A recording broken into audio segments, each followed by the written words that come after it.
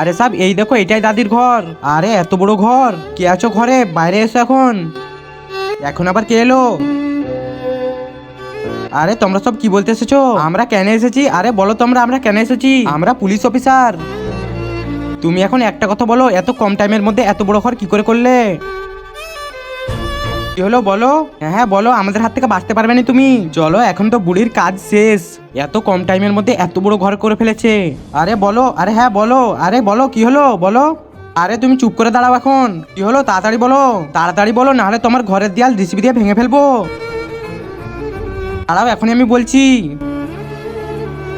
এখন বুড়ির কাজ শেষ। তার আগে তোমরা যদি শয়তানকে ঘৃণা করে আল্লাহকে ভালোবেসে থাকো তাহলে ভিডিওটাকে লাইক আর চ্যানেলটাকে সাবস্ক্রাইব করে যাও। আর না যদি লাইক সাবস্ক্রাইব করো তাহলে বুঝে নেবো তুমি শয়তানকে ভালোবাসো।